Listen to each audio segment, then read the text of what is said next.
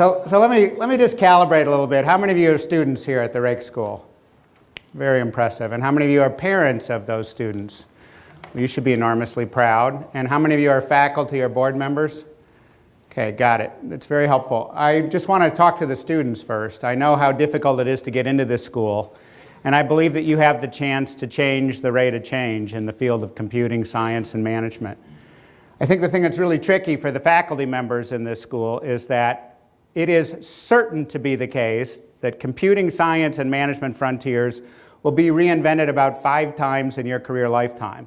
And these faculty members and this school are supposed to try to figure out how to get you to have some sense of confidence and courage and curiosity about how to stay on top of that. It's nearly an impossible task, and part of what's great about this school is the quality of the incoming talent. Parents, you should be very proud that your students have been selected. Those of you in this room that have been selected in this amazing school have an unbelievable invitation to do things that are extraordinary, and I'm going to talk about sort of the frontiers of innovation and how we can all be productively and systematically curious in what I suspect is the greatest time of change in the history of our species. Okay? How many of you would agree with that statement? How many think this is the greatest time of change in the history of the species of human beings? Okay, it'd be interesting for you to know that scientists aren't sure about that. There's a pretty epic fight about it everywhere online, but at worst, this is the 4th most intense time of change in the history of our species. So being good about figuring out how to sort of handle change and staying on top of it is a really big deal. Let me start with this guy. He's still dead. Leonardo Da Vinci is one of my heroes. His birthday was April 15th, 559 years ago.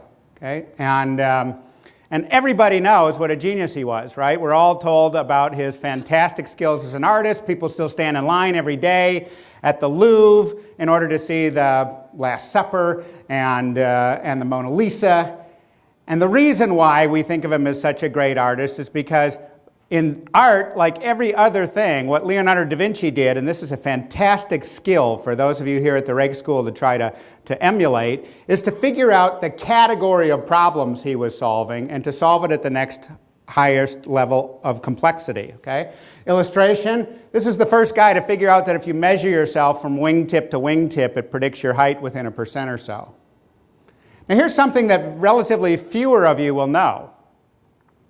Leonardo da Vinci was a bastard child of a wealthy banker in Italy and his mistress. And by law, when he went to school, that meant he couldn't go to school in Italy. Illegitimate children were not permitted to go to school, so he taught himself everything.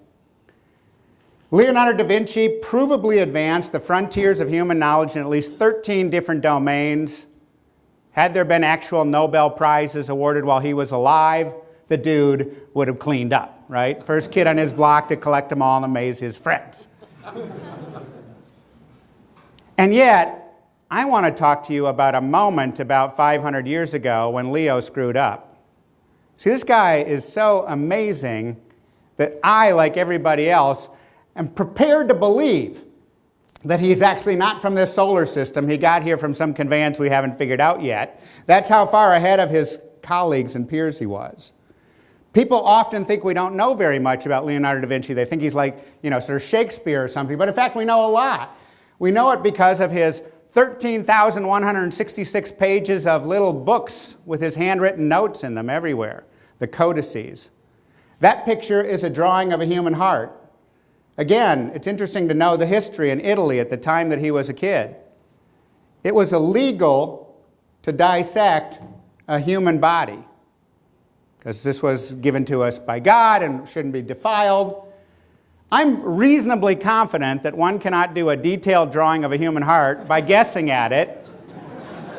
And this is the reason that scientists everywhere think that Leonardo da Vinci wandered around the streets at night dissecting whatever he could find, animals, people, all to do better drawings of the musculature and the bone structure and the surface modeling. Here's something you probably don't know. He took his only little sort of class in art when he was 11 and a half years old. It was run by a master painter, one of the best painters then in Italy. And within the first hour, the teacher ran screaming from the room saying, "This child is so much better than me that I will never teach again." He was embarrassed and mortified. Try doing that to some of your professors. That'll be fun, okay? But I want to tell you about what he did when he was sort of theorizing about the frontiers of warfare. See, in those days, if you were a wealthy landowner, you had to put everybody in your employ behind a fortress wall, typically wooden. So if you were the Medicis, you'd have 500, 600, 700 people that you housed. If you were a less wealthy landowner, it might only be 30 or 40, but you had to protect them behind fortress walls made of wood. And Leonardo da Vinci was trying to act a little bit like Dick Cheney, being a defense contractor on the side, okay? So some of the drawings that he did were these. That thing up at the top is the first ever design of a machine gun. That's the first ever design of a helicopter, first ever guess at a parachute, first ever design of a tank.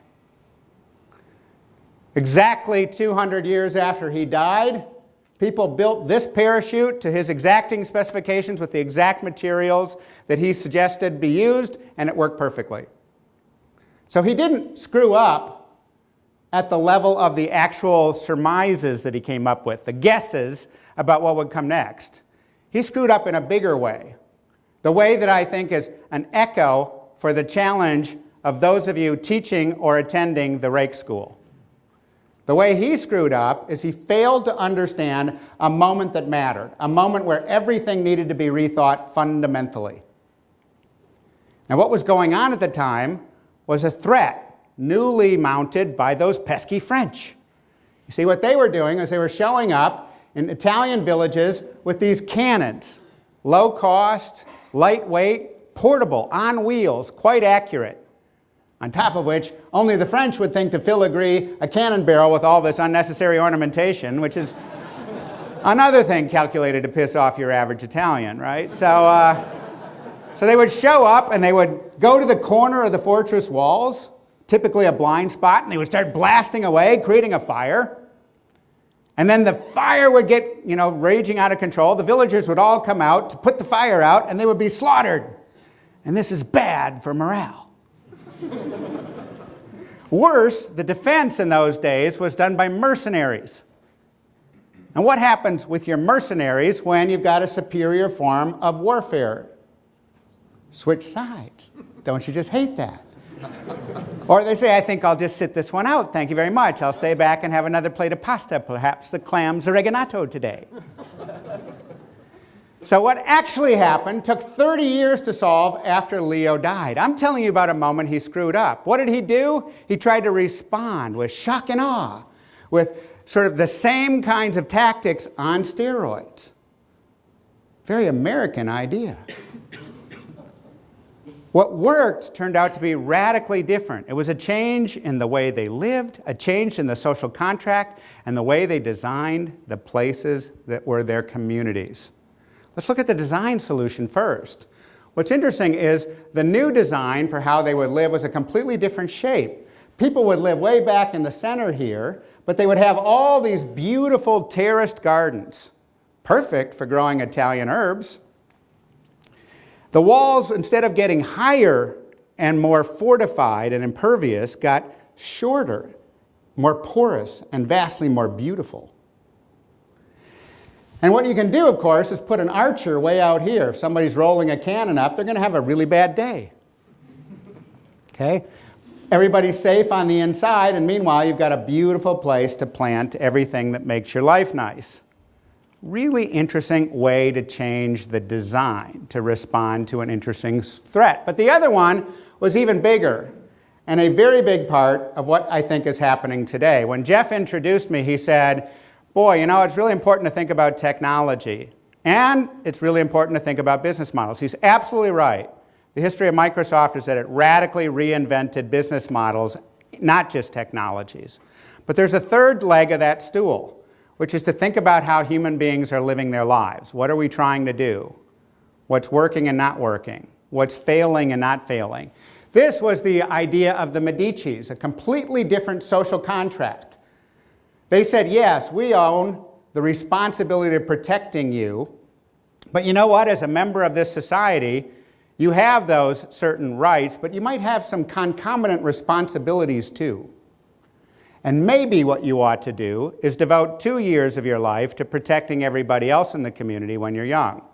The beginnings of conscripted armies. The beginnings of a different social contract.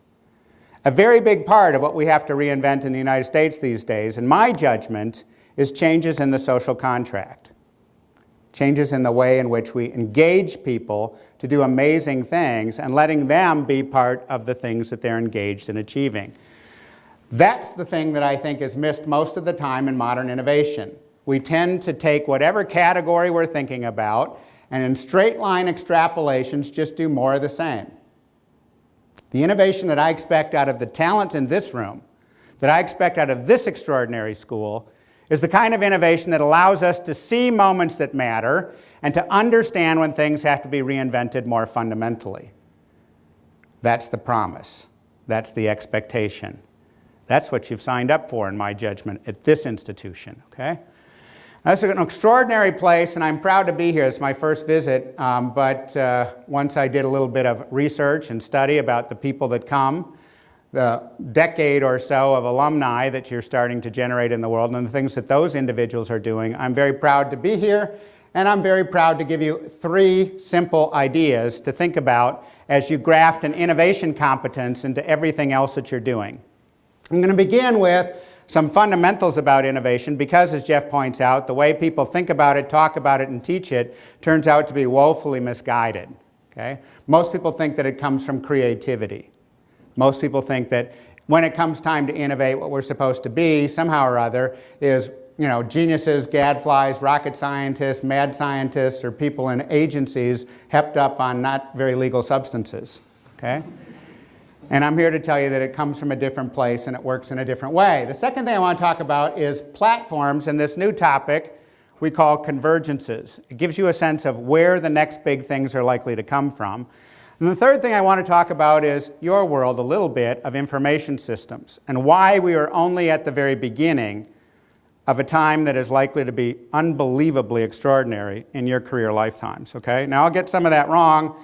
There are people in the room that can probably do it better than me, but I'm going to at least try to hint at some of the frontiers of information systems and issues that are coming along the way. Now, I also am told that we have to clear out of this room fairly promptly, right around 2 o'clock, because they're turning it into the design studio, and some of you are pretty nervous about the design studio, my guess is, and I see you're all dolled up, right? That's not for me?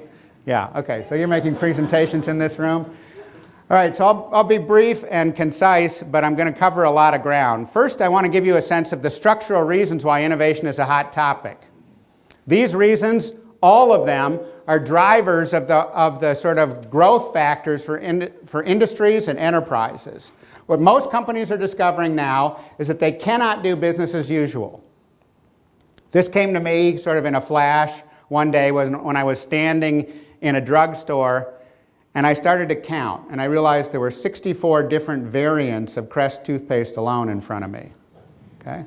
And that's just the Crest.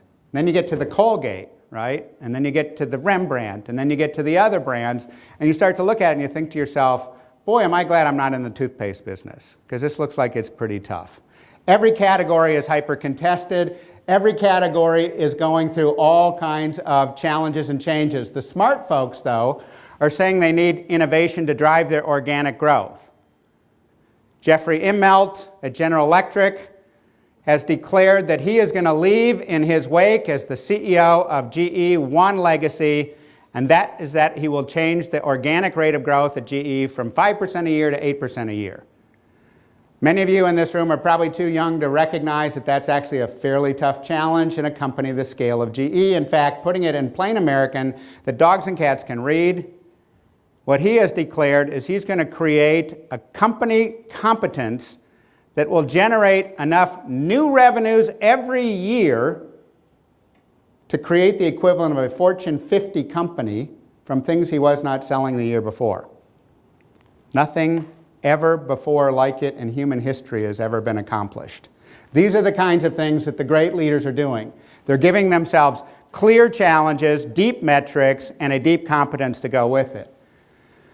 My colleague Roger Martin, good friend, and also well-regarded innovation expert, created this elegant little formulation about 20 years ago about what strategy is. He says strategy is deciding where you're going to play and how you're going to win. And I think the young people in this room will be savvy enough to know that what's happening in industry after industry is we're creating new ways to play, new places to play, new ways to win. The sort of rate of change and the fundamental sort of morphability of the present is something that we haven't seen before in a very long time. And so innovation is all about giving you new options on both sides of that equation. It gives you new places to play, new ways to win.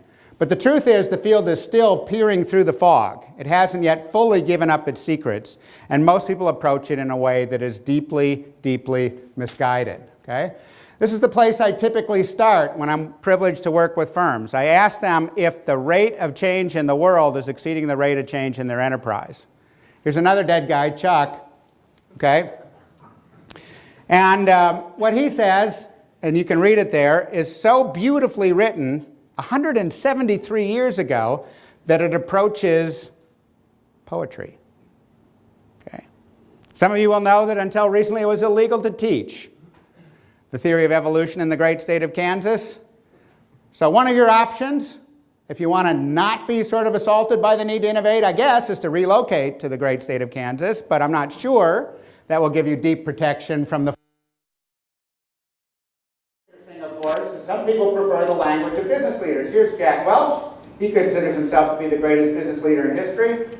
And what he said is, well, look, you know, if you're not moving at the speed of the marketplace, you're already dead. You just haven't stopped breathing yet. So pick the language system you like. The language of scientists, the language of business leaders. One, beautiful, poetic, and timeless. The other, direct, approachable, and unambiguous. If you squint at those two statements, I think they're saying the same thing. In a time of enormous change, get the lead out. Try many things. It's not about deep pockets. It's not about brains. It's not about brawn. It's about trying many things, figuring out what works, and doing more of the stuff that works. Okay? That's the fundamental heart of it. And we made a discovery in my firm, Doblin, about 14 years ago, that there were indeed 10 distinct types of innovation. This is what Jeff was hinting at in his very generous, effusive introduction. What we did to discover this, you'll appreciate this, was use some computing methodologies. We took more than 2,000 innovation successes from history, stuck them in computers, cross-correlated them, just condensing them down with cluster analytics, much the same way Campbell's treats soup, frankly, until such time as we discovered that there are now and have always been 10 distinct types of innovation. Who knew? Okay. And what happens is that if you ask people to innovate, the way that normally works is relatively simple. At any given moment, in westernized companies, the senior executives are on a performance contract. What that means in simple terms is that if over time they hit some kind of performance curve on a graph that looks like this, the senior executives get filthy, stinking rich. Okay? But the problem is that in the real world, the real graph tends to be different. Right? It might be this, might be this. And whenever that happens, this creates what people in business schools like to call a gap. Okay? And anytime you have a gap, it's considered imperative that you get analysts from McKinsey and Company to go forth across the land like a plague of locusts to do what they like to call gap analytics. They come back in 16 weeks and they tell you that if you sell this division, you can close the gap. If you fire these 1,200 people, you can close the gap. If you stop these 42 projects, you can close the gap. There's always this pesky little pizza slice left over. This, in my experience, is when senior executives typically discover their newfound affection for innovation. And what happens then is the beginning of an amazing journey. They run around all the cubicles, thump everybody on the head, pick the ones that sound ripest, and they stick them in a room. And then they come and they give what I like to call the steering speech. And it's always the same, and it doesn't matter what company or what industry, and it goes like this. Innovation is the lifeblood of our company. Has been from the very beginning. In the last 5, 6, 7 times we tried to innovate, it wasn't pretty, it crashed or burned, and people lost their jobs. So thank you for volunteering, for being on the all-important innovation team. This time I have to tell you, there's just no room for error. We simply must succeed at innovation. All the resources of our enterprise will be placed at your disposal. They cost money. And we, the senior executives in Universal Incorporated, Unlimited, Galactic, we have no idea what actually is coming next. We're counting on you to give us really big breakthrough ideas. We'll come back in a week and hear what your ideas are. But as you think of them, please remember that they have to generate $100 million in incremental revenues by this time next year with 48% gross margin and 31% RONA, and then everything's going to be fine. Now, fess up. How many of you have heard the stirring speech before in one of your enterprises? All right, and how many of you have given the stirring speech?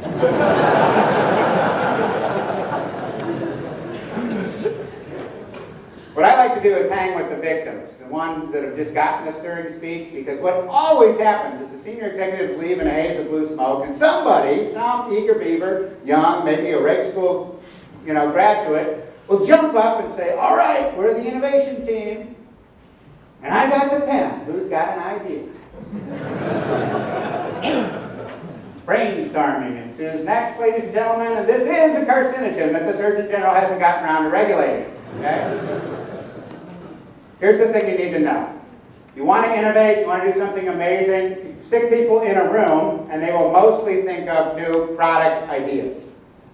This turns out to be, statistically, we have the numbers on this, more than 98% of the time, people think that's where innovation lives.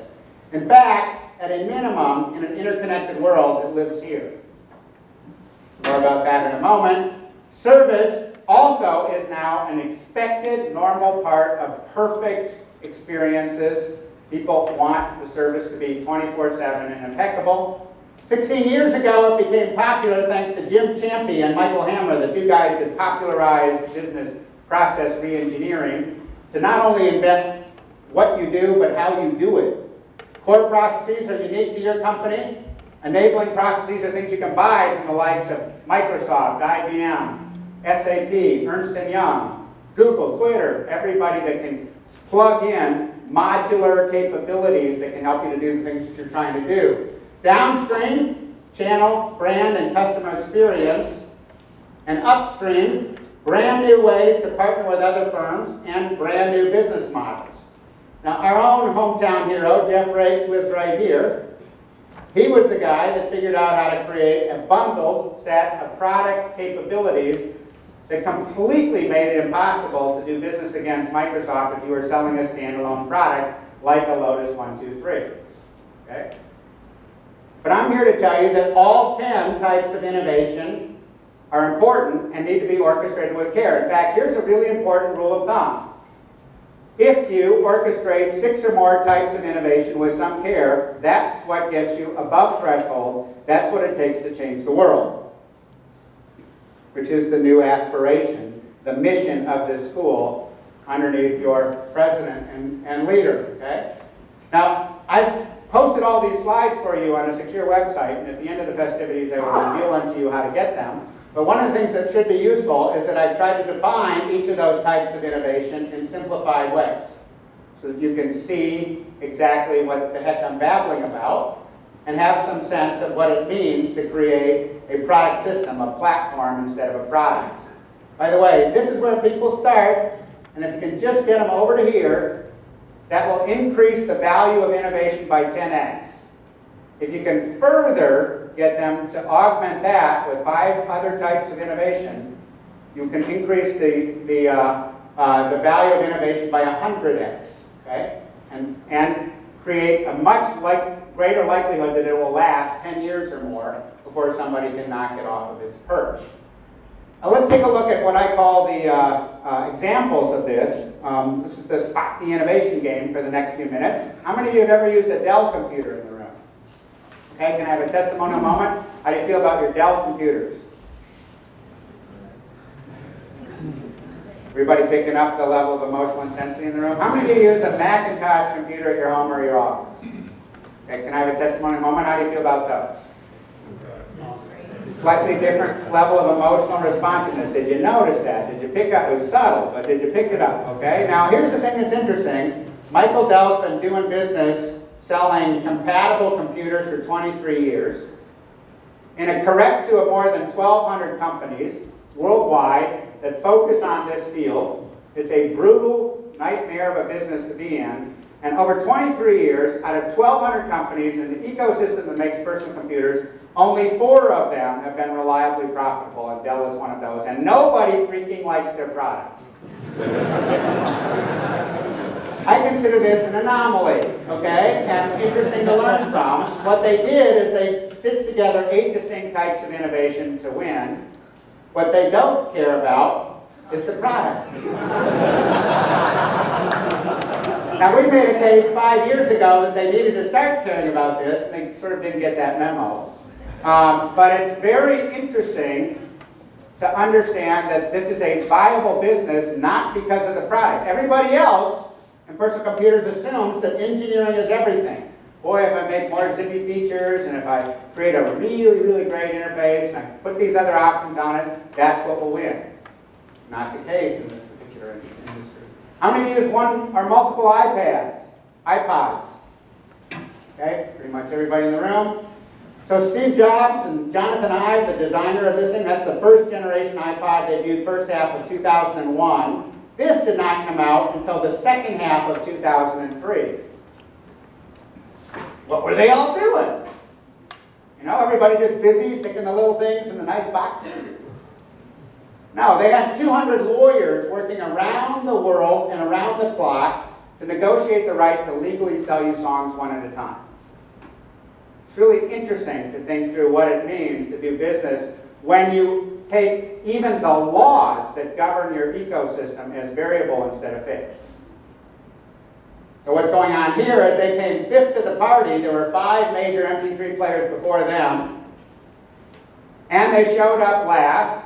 As I like to say, the Apple rule of thumb is last in but best dressed sometimes. 8 types of innovation were enough to change that industry. For those of you that haven't seen it, how many of you are aspiring to be entrepreneurs, to start your own businesses? Okay, so here's a little cool lesson for you. TikTok, that's TikTok, and that's Lunatic, were developed by a design firm in Chicago with no money. It's a housing for a modern iPod Nano. And what they did is create this thing and bid for the funding for it on a website, Kickstarter. What they were looking for was $15,000 worth of funding to do the tooling. And they showed the design, and they managed to get a grand total of $941,718 in funding. There's the number of backers that bought the thing in advance. They were only looking for $15,000 in funding. They gave up no equity in the business. They funded it entirely with people that just said, well, I would like to have one of those. And they ended up sort of over-financing the business to the tune of nearly $1 million. Okay? That's design at work, doing a sort of related innovation on top of the iPod. Here's Google, 12 years old. PageRank technology is what Larry and Sergey did when they were just about your age at Stanford. AdSense technology was the really brilliant thing that ended up paying the bills, the business model innovation that radically altered the sector. And what's going on there, again, is 8 types of innovation. This is a firm that did not miss the moment, like Leonardo Da Vinci did. What they've been doing in the last few years is rapidly reinventing everything around mobility so that they have a 9th type of innovation added to make sure this company stays relevant. Now, what we've done in the last few years is we've done a global survey of all the generic strategies available under each of the 10 types of innovation. You see those here. You can't read them. But it's 104 different generic tactics. Who knew? You know, these are the basic business model options. Those are the basic networking or partnering strategies available to people. We ran through the whole branching tree, and this becomes an invention machine. For whatever problem you're trying to solve, you can use discipline to say, I'll take this one from this column, and that one from that column, and that one, and then that one. To make it even more sort of accessible, after we got to this piece of elegant little analysis, designers were able to turn it into a deck of cards. Okay, so it's now possible to deal yourself a poker hand of innovation. And when you do, you notice what type of the 10 types of innovation it comes from. Each of the tactics are explained with little profiles, little examples, and little tips about how to use it. This is what I mean when I say that innovation is giving up its secrets. We can now expect it from everybody. You don't have to act like Caractacus T. Potts. Remember the crazy guy in the outhouse that invented Chitty Chitty Bang Bang? I mean, now it's actually, the idea is that you can expect a team to innovate, you can teach them to innovate, and you can give them the tools so that they do it reliably and robustly over time. So let me just summarize all that, okay? People need innovation for all these structural reasons, but the bummer is when they do it by enhancing creativity, they mostly screw it up. And when you flip that around, using better methods, better metrics, and systems that drive the boldest innovation routinely and reliably, you get what we think of as the most important result, a smaller number of bigger ideas. Instead of simple product variants, another flavor of Crest toothpaste, what you get instead is a very deep ability to deal with the extraordinary problems that are evident everywhere in our small blue planet, and to embrace those with the kind of courage and confidence and curiosity that it takes to flip adversity into advantage, to give you a chance to build a breakthrough platform on top of a problem that people are mostly wringing their hands about. So now I want to talk to you a little bit about where the big new ideas are likely to emerge from. We live, ladies and gentlemen, in the most interconnected time ever. The salient change on this planet in your lifetime is the way things are interconnected. Our ideas, our companies, people, travel systems, logistical systems that power entire industries, the internet itself, even the disease vectors that amplify the risks when something like avian flu or swine flu emerges in the world. Learning to sort of deal with those risks is a very big deal. And your job, almost always these days, is to create breakthroughs on top of platforms. When I was a kid, that's what platforms consisted of. And most of you are too young to recognize those. Those are the shoes Elton John wore, Madman Across the Water Tour, 1974. You know, I wasn't even in high school. But what's happened since then is all the greatest innovations in history have come along, and they've all been about interconnectedness. The important stuff cuts across companies and markets. The important stuff is global. It does not need or respect political or geographic boundaries. The important stuff amplifies our connectedness, right? So when I teach this at Kellogg, the students are very intent on having precise definitions. So this is the way we teach it. Those of you playing along at home, the words in green already indicate that if you've decided to invent a new modern platform, you've already decided to use 5 of the 10 types of innovation. So this is sophisticated, important innovation that people do when they decide to do platforms. Now these are the most valuable consumer platforms in the world. I'm going to use at least 3 of these a week. All right, punchline. The least valuable of them is worth $1 billion US dollars. And these are the most valuable business-to-business platforms. It's impossible to avoid these. You would have to be on top of the Himalayas doing nothing but practicing your tantric breathing and have no support team on base camp to avoid using every one of these every day. You just don't know it when you're doing it, and the least valuable is worth $10 billion US dollars. Platforms amplify value, ladies and gentlemen. You want to do something to change the world? For goodness sakes, embrace the idea of inventing a platform that will do things that are amazing. Now, platforms can also do things that are not so amazing, but still are sort of interesting social phenomena. The best modern platforms are sort of really flexible. They act like biological systems. I could have shown you a picture of a beehive or an ant colony, that amazing grove of aspen trees in Colorado that's the single largest living organism on planet Earth. But I'm showing you a coral reef. I'm trying to give you the sense that the most amazing mechanism of platforms is we don't have to be geniuses anymore. We don't have to be able to predict what people want with advanced marketing methods. We can put tools out there that are fungible enough that people will build what they want and need in remarkable ways. It acts like a coral reef. Now, for those of you who haven't thought about it before, think about it this way. A coral reef is a sort of amazing, dynamic, optimizing system.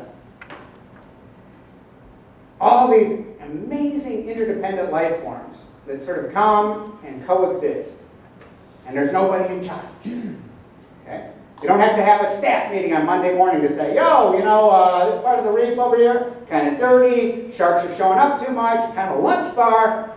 Can we just get together here, fish, and do something about this next week? To the best of our knowledge, that never happens. And the thing that's interesting is it never happens in modern, out-of-control, decentralized, self-optimizing, complex systems either. Let me illustrate that with a pretty wacky example. Okay? I'm sure you've talked about Farm Bill way too much in your classes, but I want to talk to you about it in a really interesting way. Farm Bill is this, for those of you that have never heard of it before, it's this strange thing that a large number of people are doing, building phony farms on their phones or their Facebook profiles. Okay?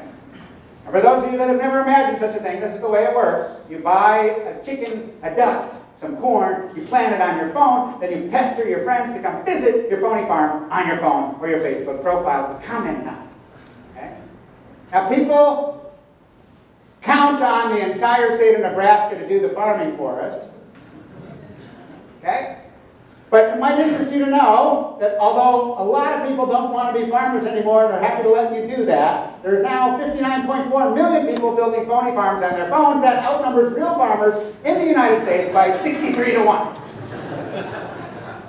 Don't know about you, but I find that a head scratcher. Okay?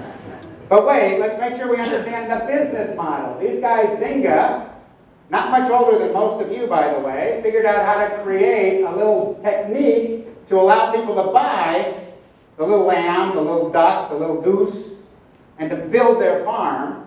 And through Facebook and Apple iPads and iPods and smartphones everywhere, they've been able to sell $15 million worth of stuff for people to populate in their phony farms. Now let's review the concept, people. When I pay a couple of bucks and get a packet of seeds, no actual seeds arrive, right? Not at my dorm, my office, or my home. What I get is a picture of seeds, and I sprinkle it on my phony farm on my phone. And then later, something appears to grow there. Okay? And that's what they're selling from Zynga. Now, not so very long ago, I was privileged to work with the incredible scientists who created Seeds of Change. There's two important seed scientists platforms in the world. One is the Millennium Seed Project, funded by 3 governments in Europe, and the other is Seeds of Change, funded by a private family over the last 33 years in Santa Fe, the same family that's the Mars family behind Snickers bars. Okay? And the thing that's interesting is these guys, in the first 3 weeks of selling seeds, sold $854,000 worth of sweet potato seed packets. The 2 most important collections of heirloom seeds in the world, the thing that will save us if a calamity happens to this small blue planet, neither of them has ever sold $854,000 worth of any seed cumulatively in their 3 decades of business. Don't you find that sort of sad? So why do I show you this? Because business models matter, technologies matter, and so do human beings and our emergent behaviors, the things that we're trying to do. To the people in this room, let me tell you that the next generation of teaching that we're just inventing now around the 10 types of innovation says that all industries can be analyzed according to whether they need capability breakthroughs, centered here, business model breakthroughs, centered here, or experience and social behavior breakthroughs, centered here. You can diagnose industries, you can diagnose categories, and you can figure out whether you're trying to invent things for human beings, for the technologies, or for the business models that are going to matter. And all 3 of those things typically have to be well balanced and well thought through if you're going to do something that's powerful enough to change the world. Okay? Now, the very best of those kinds of things are increasingly being leveraged through open innovation challenges and competitions, some of which I expect will be centered at this great institution in the years to come. So I would look to you guys to think through the kinds of breakthrough competitions that will invite the entire world. Here's a little fun fact to know and tell. You see things like DARPA prizes, X prizes, the Netflix prize, or the Incentive Awards. Rule of thumb, whatever the monetary denomination, you get a 17 to 1 lift in terms of the total amount spent by teams trying to win the award. So for a $10 million X prize, $170 million is expended by the world trying to win the prize. Those are the mechanisms of modern open innovation prizes. Which brings me to this sort of really important but really egg-heady topic that I'm going to dump on you for a few minutes. Right now, I'm going to talk to you about theory, ladies and gentlemen. I normally wouldn't do that to people who are undergraduates, but the reason I'm going to talk to you about theory, even though it's rude, is because this is what's going to govern your career lifetimes, in my judgment. Not so very long ago, one of my great partners at Monitor created a seminal theory of strategy. This is Michael Porter, and he talked about the structural analysis of industries, how you understand everything that sort of maps to automotive manufacturing, all the suppliers and their supply chain. What I'm here to tell you about is that those ideas now need to all be reinvented. What's happening is industries are more porous, more interconnected, and more interdependent than ever before, right? Let me illustrate it with an example so I don't just talk in abstractions. What you see here is the U.S. healthcare arena. Tiny little $2.6 trillion business. And what overlaps with it is the United States information technology arena, a tiny little $285 billion business. And I'm interested in that area where it overlaps. And the reason I'm interested in it is that if you want to look at the frontiers of healthcare today, you have to be looking at it through the lens of things like genetic engineering, or the lens of high-octane imaging, or the lens of sort of trying to invent new drugs platforms that are custom-tailored to individuals, or the lens of trying to figure out from data analytics what's really happening in a population. It is impossible to talk about the frontiers of healthcare without also talking about the frontiers of information technology. They are inseparable. They are codependent. This is a perfect example of innovations in modern times being converged, okay? So that's the first phenomenon. By the way, convergences are so big, you as a leader cannot precipitate them, you cannot stop them. In the immortal words of James Taylor, there's a steamroller, baby, and they're going to roll all over you, okay? So you just have to be conscious of them. What you can do, however, is you can identify hot spots under the covers. The hot spots are the battlegrounds. These are the places where, when you're in design studio, you should be centering your ideas. These are the places where you should be recognizing new entrants, new exits, changes in capital flows, and changes in patterns of failure in an industry or new products arriving and services arriving.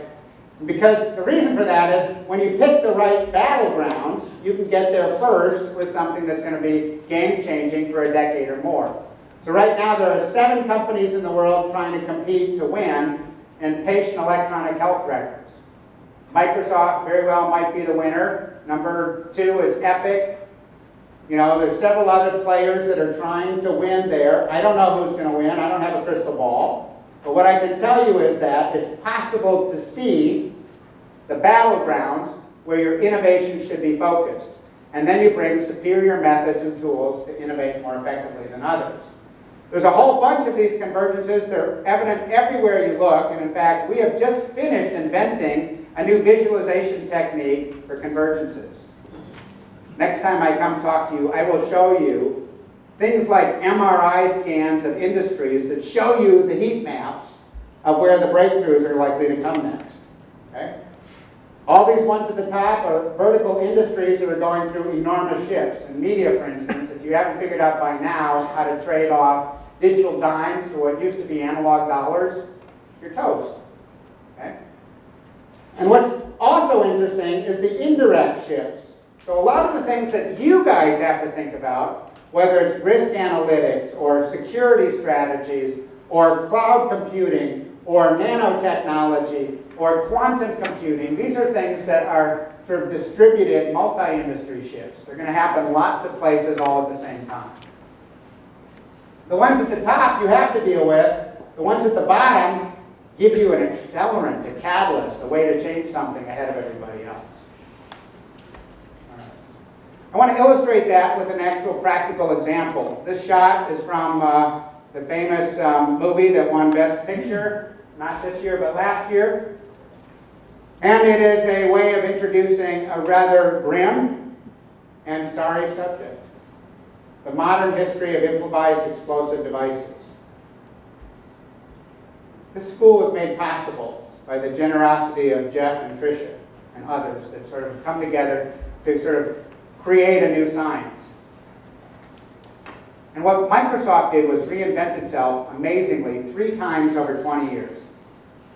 Very few companies fundamentally reinvent themselves. All the great companies do. And now what I'm going to show you is how IEDs in Iraq went through the same 3 transformations in 4 years. That's why we need to understand. This is the first generation approach to IEDs. Some guy watching a truck drive through the desert with a little cell phone that he knows that cell phone number, he can call it and blow up the IED. Okay? Here are the facts. I'm not going to read them to you because they're very grim. But what I will tell you is that this is an amazing industry that went in just 4 years through the stages of evolution that most industries take 20 years to go through. Let me show you how the technology worked. Originally, it was what was called command line and voice over IEDs, okay? Then the American response was to put lots more plating on our Jeeps. Didn't work very well. Next thing was infrared triggers. Let's make sure we don't have to have a guy watching. Let's just detect the heat of the tanks when they go over and then blow it up. The response at that point was, well, geez, these guys are using these things. They're picking up the heat. What we can have is a magnetic thing out in advance. They called it the rhino that would detect where those things were buried. Okay? Stimulus, response. Okay? Next thing that happened is they started to put delays on those triggers, so we had to use a longer rhino nose to try to detect those things. And then what happened was RF transmitters that started to get very sophisticated. We followed that with Warlock jammers that would jam all the RF signals, and then field detection systems that were trying to address it. And then there came the ammonium nitrate bombs, and after that, the explosively formed penetrators. These are really nasty little beasts that will blow a hole right through a tank in exactly the place designed to do the maximum damage to soldiers. Okay? And what we created was these very heavily armed vehicles. They weigh tons, they cost a fortune. Now let's look at the facts. What you see here in terms of the types of innovation is that it all started with a simple product, but it quickly morphed through a business model. This was the early business model, the idea that there was a leader plotting everything, a centralized approach to control. And what we did in that case was we would try to figure out who was in charge and kill them. But what the bad guys did is they learned to invent an IED business that works like a Turkish bazaar. You can now place an order for all the parts and pieces you need to build an IED of any level of sophistication you want. And there's nobody in control. There's lots of independent little cells that are open source, very similar to what happens on the iTunes music store. Grim, don't you think? Very sophisticated. When you look at it, what's happened over the lifetime of the War of Iraq is that there has been a very huge increase in the number of these things planted, and only recently did the price of those things have to go way up to sort of reflect the sophistication of our defenses. But here's the things that sort of all of us should start to notice. What the bad guys have spent in planting IEDs is a total of $36 million. What we've spent is $13 billion defending ourselves. The reason I tell you these stories, this story in particular, is because when you can start to see the types of innovation, you can predict well in advance what's going to happen. You can innovate ahead of everybody else to anticipate the kinds of things that should happen, and you can compress the time frame of breakthroughs. That's what happens when you do these things in really powerful ways. We have to finish in the next couple minutes. I know that. Those of you that are worried about reorganizing the room, I haven't lost track of time here. I just want to finish with a couple of examples of the reason why I think this school, its mission, and these amazingly talented young people have the opportunity of a lifetime to reinvent the world. Okay? I want to give you a sense that whenever you want to innovate, this is sort of your checklist of things you have to do. You have to go see the places in the world where the changes are actually happening. Dust off your passports, because a lot of the most interesting changes are happening outside of the United States. What Jeff and his team do now in the philanthropic world is to try to solve some of the toughest problems in the world, needing global attention and global innovation and global integration of innovations. Rule of thumb, 6 or more types of innovation is what it takes for you to become the next great leader of an enterprise with the power to change the world. And I want to give you some examples of things like that that already exist or are just now breaking through in the world of IT, okay?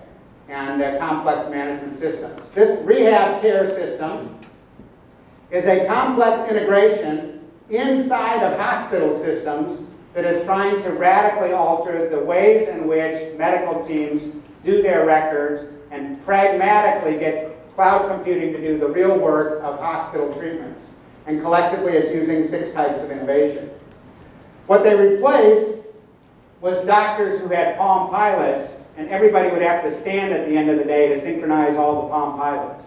Now it's done dynamically through cloud computing constantly. It's the first ever attempt to try to create integrated, patient-centric and doctor-centric capabilities that are smooth and easy.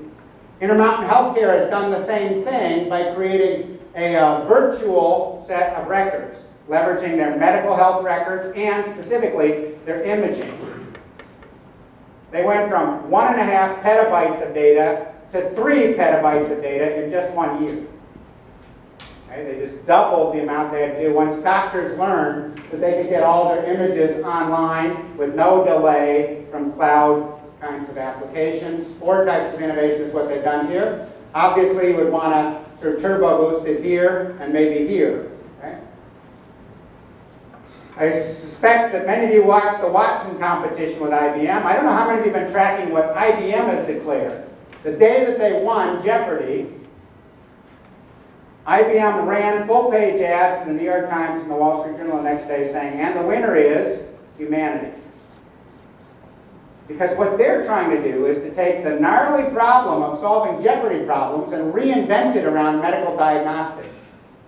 And they're doing that at Carnegie Mellon's computing labs. Okay? Why wouldn't they be doing it here?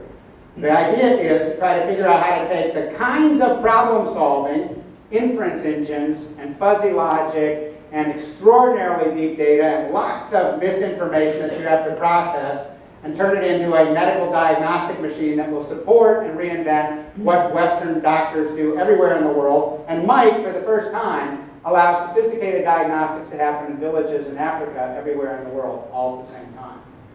There's another interesting example that was covered in the New York Times Science section this past Tuesday.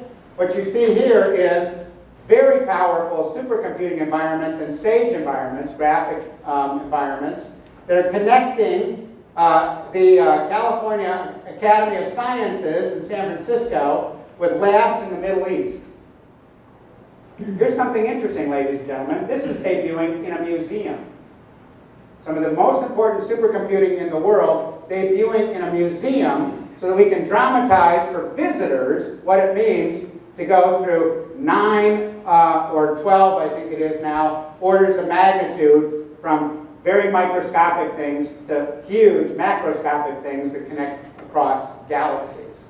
Similarly, data visualization techniques are everywhere now. It's the only way we can deal with modern complexity. Remember that Richard Feynman got his Nobel Prize not for doing the math about particle movement, but for inventing the diagrams that made it easy to understand without having to do the math, right? That's some of the interesting things about modern visualization methodologies that deal with complexity.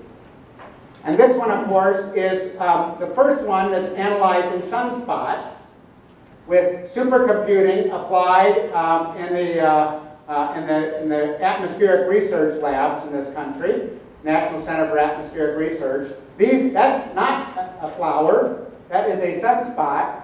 And for the first time ever, we've got real-time data analyzing what's happening in sunspot theory, which will be increasingly important as we try to figure out how to get our computing systems to be robust in this country. What many people are suggesting is that we're not that far away from radical changes in the way in which we can model human intelligence in computing. Okay? Ray Kurzweil's been predicting this for a long time. The crazy guy is taking 150 vitamin pills a day in order to hope he makes it to the time that he projects that this will happen when he's going to be 93 years old. Okay? And I don't know if Ray Kurzweil's predictions are correct or not, but almost everybody believes that no later than 2030 we will have computing horsepower that is the equivalent of a human being. By the way, for those who keep score at home, in 2006 the entire internet cumulatively achieved the same thought processing power of a single human brain. 2006. Okay? They think a standalone machine will do that somewhere around 2020, and they will be routinely affordable by somewhere around 2030. This guy, David Deutsch, is one of the most interesting thinkers about quantum computing, and there's a fantastic article in the current issue of the New Yorker, which all of you should read. I'm assigning you homework. I know that's rude for a visitor. But I'm making it easy for you because I've posted it for you on the same secure website where you can get these notes. What I do want to say, ladies and gentlemen, is that I'm trying to give you a flavor of the fact that what's amazing about computing horsepower is that it drives the frontiers of every other field. It drives the frontiers of the things that we're trying to do in healthcare, in media, in entertainment, in sports. It drives every frontier we know. And you have the challenge of reinventing it at this great institution. You have the challenge of using the tools of computing to reimagine the frontiers of computing. And that's your job. When you start to do it with deep innovation methodologies, you have a chance to make a really big difference. One last dead guy that I'll quote, George Bernard Shaw, 48 years ago. He said something that has impressed me mightily. He said, you know, God may have made this world, but that's no excuse for us not to make it better. And I think that's the challenge of innovation. That's the challenge of advanced computing systems. That's the challenge of leading with our heads and bringing our hearts along to make a difference in this world.